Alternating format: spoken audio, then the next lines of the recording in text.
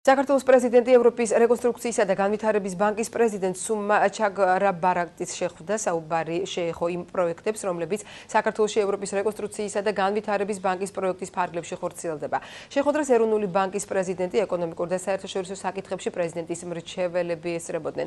გიორგი მარგოლაშვილი დღესვე ნატოს სამიტის გახსნას დაესწრება. სამიტის ფარგლებში პირველი შეხვედრა ავღანეთის საკითხზე გაიმართება, რომელშიც ალიანსის წევრი ქვეყნების ლიდერები, ISAF-ის კონტრიბუტორები, ასევე იაპონია, ყაზახეთი, პაკისტანი და გაეროსა და ევროკავშირის წარმომადგენლები მიიღებენ მონაწილეობას. დღესვე დაგეგმილია ნატოს წევრი ქვეყნების საგარეო საქმეთა მინისტრების შეხვედრა თავიანთ კოლეგებთან ასპირანტი ქვეყნებიდან საქართველო, ბოსნია-ჰერცეგოვინა, მონტენეგრო და მაკედონია.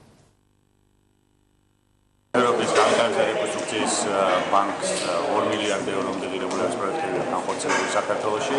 მიმდინარე პროექტების ჯამური პორტფელი დაახლოებით 9 მილიარდი ევროა.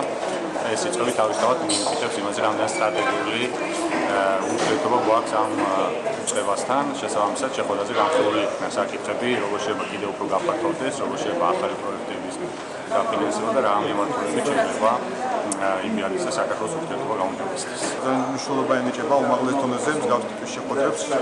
ორი პრეზიდენტის შეხვედრებს გამოიკვეთა ბევრი საინტერესო თემა, მათ შორის განსაკუთრებით ხაზი დაესვა 2015 წელს მილიარდის ყოველწლიური შეხვედრის საქართველოს ჩატარების მნიშვნელობას, ისევე როგორც საუბარი შეეხო მთლიანობაში საქართველოს ეკონომიკაში მიმდინარე მოვლენებს და იმ შესაძლებლობებს, რომელიც საქართველოს გაუჩნდა ევროკავშირთან მატაკოვის კონსორციუმის თავისუფალ ვაჭრობის შედეგად, როგორ უნდა მოხდეს ამ შესაძლებლობების უფრო უკეთესი რეალიზება.